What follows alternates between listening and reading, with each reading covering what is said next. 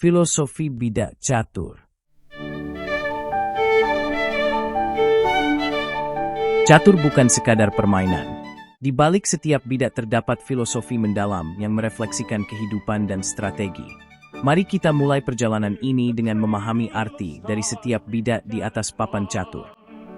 From the breath of time beneath the ancient sun, through the endless dark we've danced and we fought. In the arms of fate every soul has fought. Pion, bidak yang paling banyak dan sering dianggap paling lemah. Tapi pion mengajarkan kita arti ketekunan dan pengorbanan. Ia hanya bisa maju, tidak pernah mundur, menggambarkan keberanian seorang prajurit. Dan ketika ia mencapai ujung papan, pion berubah menjadi bidak yang jauh lebih kuat. Pion adalah simbol harapan dan perjalanan panjang menuju puncak. Pion adalah simbol ketekunan dan keberanian. Meski langkahnya kecil dan terbatas, pion memiliki tujuan yang jelas, terus maju hingga mencapai garis akhir. Ketidakmampuannya untuk mundur menggambarkan determinasi seorang prajurit, yang selalu bergerak ke depan meski dihadapkan pada rintangan. Pion juga mencerminkan sifat kerendahan hati. Ia tidak dilahirkan sebagai sosok yang kuat, tetapi memiliki potensi luar biasa. Saat ia mencapai ujung papan, pion dapat berubah menjadi apapun, seorang menteri yang tangguh, benteng yang kokoh, atau ksatria yang cerdik. Ini adalah pelajaran tentang transformasi dan penghargaan terhadap usaha. Siapapun yang gigih dapat menjadi sesuatu yang besar. Namun, pion juga mengajarkan tentang pengorbanan. Ia sering menjadi yang pertama kali dikorbankan demi melindungi figur-figur yang lebih kuat. Filosofi ini menggambarkan nilai kepahlawanan, bahwa keberanian seringkali membutuhkan pengorbanan demi kepentingan yang lebih besar. In the ashes of kingdoms, the rise of the dust, the most precious of all is the love we trust. Gajah. Gajah melambangkan visi. Ia tidak berjalan lurus, melainkan diagonal, menjangkau area yang mungkin tidak terlihat oleh bidak lain. Filosofi di balik gajah mencerminkan peran seorang penasihat atau intelektual dalam sebuah sistem. Mereka yang tidak bergerak langsung, tetapi selalu mencari celah dan jalur tak terduga untuk menciptakan dampak. Gerakan menyerong gajah melambangkan pendekatan tak langsung, yang seringkali lebih efektif dalam menghadapi tantangan. Ini adalah filosofi berpikir strategis. Tidak semua tujuan harus dicapai dengan cara yang lurus dan frontal. Kadang, kita perlu mengambil langkah yang tampak, berbelok, untuk mencapai posisi yang kuat. Gajah juga hadir sebagai penjaga nilai-nilai spiritual dan moral. Dalam sejarah dan budaya, figur religius atau intelektual seringkali memiliki peran untuk menjaga keseimbangan antara kekuatan dan tujuan, seperti gajah yang menjaga diagonalnya dengan penuh kewaspadaan. Namun, kekuatan gajah memiliki keterbatasan. Ia hanya bisa menjelajah di satu warna, hitam atau putih, selama permainan. Hal ini mengajarkan bahwa setiap individu, meski memiliki kemampuan yang luar biasa, tetap memiliki batasan. Filosofi ini menekankan pentingnya bekerja sama dengan elemen-elemen lain dalam tim untuk melengkapi kekurangan masing-masing. Stars we began as one, from the breath of time beneath the ancient sun, through the endless dark. Kuda. Kuda adalah bidak yang unik, satu-satunya yang bisa melompat di atas bidak lain. Filosofi kuda terletak pada kemampuannya untuk berpikir di luar kebiasaan dan menghancurkan pola. Gerakan kuda yang melompat menggambarkan keberanian untuk melewati batas-batas yang tampaknya tidak mungkin. Tidak seperti bidak lainnya yang bergantung pada jalan yang terbuka, kuda berani menerjang rintangan, simbol dari keberanian seseorang untuk menghadapi situasi sulit dengan cara yang tidak biasa. Kuda juga melambangkan kreativitas. Pola langkahnya yang unik memungkinkan ia menyerang dari sudut-sudut tak terduga, menggambarkan pentingnya berpikir kreatif dalam menghadapi masalah. Ini adalah filosofi untuk selalu mencari jalan baru ketika jalan lama tidak efektif. Selain itu, kuda memiliki hubungan erat dengan strategi dan kesabaran. Meski memiliki kemampuan melompat, ia harus digunakan dengan cermat, karena posisinya sering menentukan hasil permainan. Filosofi ini mencerminkan pentingnya perhitungan dalam mengambil langkah besar dalam hidup. Namun, kuda juga memiliki keterbatasan. Ia hanya bisa menjangkau satu petak setiap kali bergerak, meski pola langkahnya terlihat kompleks. Hal ini mengajarkan bahwa meskipun seseorang kreatif dan berani, mereka tetap membutuhkan waktu untuk mencapai tujuan mereka. The flame that forever glows through war, through fire, through all of the pain, through all our suffering. Benteng. Benteng simbol stabilitas dan kekuatan. Ia bergerak lurus, baik ke depan maupun ke samping, menggambarkan pendekatan langsung dan keandalan dalam melindungi raja. Benteng mengajarkan kita pentingnya menjadi pilar yang kokoh dalam setiap situasi. Filosofi benteng terletak pada kekuatan dan stabilitasnya, yang menjadikannya salah satu fondasi utama dalam permainan. 1. Kekuatan dalam kesederhanaan.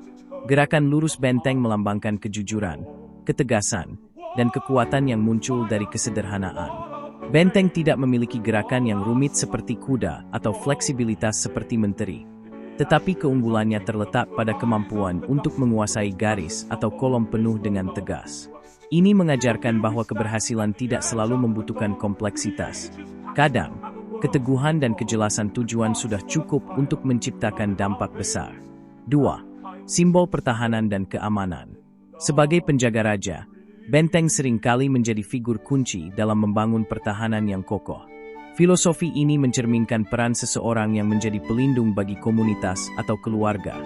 Ia berdiri teguh, memastikan bahwa lingkungan tetap aman, sekaligus siap menyerang jika ada kesempatan untuk mengubah situasi. 3. Kesabaran dan perencanaan. Benteng memiliki potensi besar, tetapi seringkali baru memberikan dampak besar di fase akhir permainan, ketika jalur-jalurnya sudah terbuka. Filosofi ini menggambarkan pentingnya kesabaran dan perencanaan dalam hidup. Seperti benteng yang menunggu saat yang tepat untuk bergerak, seseorang perlu memahami kapan waktunya bertindak agar langkah mereka memiliki dampak maksimal. 4. Kolaborasi dengan ratu. Benteng sering bekerja sama dengan ratu untuk menguasai papan. Filosofi ini menekankan pentingnya kerjasama dengan pihak lain yang lebih fleksibel dan visioner. Kekuatan stabil benteng menjadi pelengkap yang sempurna bagi kreativitas dan mobilitas menteri.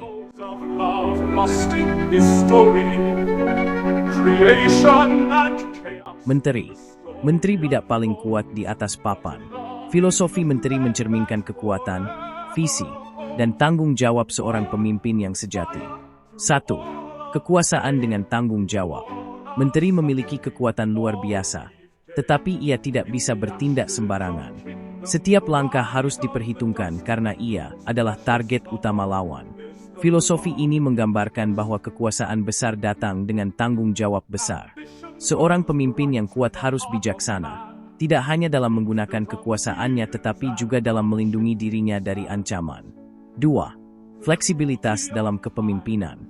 Kemampuan menteri untuk bergerak ke segala arah mencerminkan fleksibilitas seorang pemimpin dalam menghadapi berbagai situasi.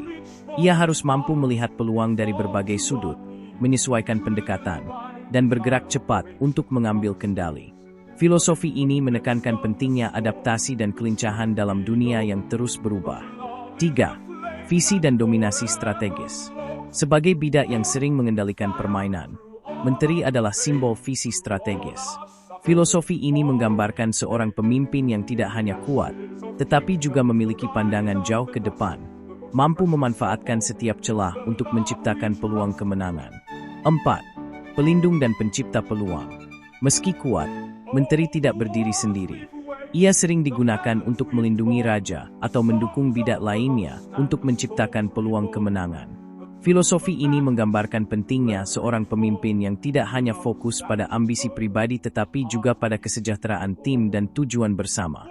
5. Keseimbangan antara kekuatan dan kerentanan.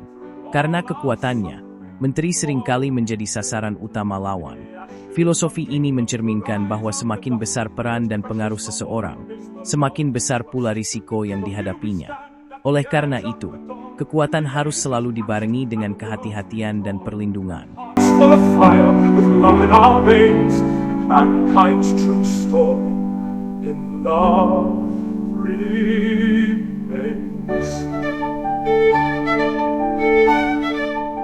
Raja adalah pusat dari semua strategi. Ia tidak kuat, bahkan langkahnya sangat terbatas. Tapi ketika raja jatuh, permainan berakhir. Filosofi raja tidak terletak pada kekuatannya, tetapi pada nilainya sebagai pusat keberlanjutan dan tujuan akhir dari permainan. Di sini, bahasa yang politis untuk menggambarkan raja adalah sebagai berikut. 1. Raja sebagai pusat sistem. Raja adalah poros yang menjadi pusat keberlanjutan kerajaan. Keberadaannya menentukan hidup dan matinya permainan. Filosofi ini mencerminkan bahwa seorang pemimpin bukanlah individu terkuat secara fisik atau strategis, tetapi esensi yang menjaga keutuhan dan keberlangsungan sistem yang lebih besar. 2. Simbol kebergantungan dan kolaborasi. Meski raja adalah pusat permainan, ia sangat bergantung pada perlindungan dan dukungan dari figur-figur lainnya. Ini mencerminkan bahwa seorang pemimpin tidak berdiri sendiri, melainkan keberhasilannya sangat ditentukan oleh kekuatan kolektif tim. Dalam konteks ini, raja mengajarkan pelajaran tentang kerendahan hati dan pentingnya membangun hubungan yang kuat. 3. Raja sebagai tujuan, bukan alat. Tidak seperti bidak lainnya yang aktif menciptakan peluang, raja jarang digunakan untuk menyerang. Filosofi ini menggambarkan seorang pemimpin sebagai tujuan utama, bukan alat untuk menciptakan kekuasaan. Raja adalah simbol visi jangka panjang dan stabilitas, bukan agresi. 4. Keterbatasan yang bijaksana. Gerakannya yang terbatas mencerminkan filosofi bahwa seorang pemimpin tidak selalu perlu berada di garis depan. Sebaliknya, ia harus bijak dalam memilih langkah, memastikan bahwa setiap keputusan mempertimbangkan risiko dan keseimbangan. Ini adalah pelajaran bahwa kebijaksanaan seringkali lebih penting daripada kecepatan atau kekuatan. 5. Raja sebagai inspirasi. Raja tidak perlu menjadi yang terkuat secara langsung, karena kehadirannya saja sudah cukup untuk memotivasi bidak lain melindungi dan memperjuangkannya. Filosofi ini menggambarkan bahwa seorang pemimpin yang baik adalah inspirasi, seseorang yang keberadaannya memberikan makna dan tujuan bagi yang lainnya. Bahasa ini memposisikan raja sebagai simbol kebijaksanaan dan keberlanjutan, yang meskipun tampak lemah secara taktis, sebenarnya adalah fondasi permainan itu sendiri. All of the pain, through all our suffering, all we've gained.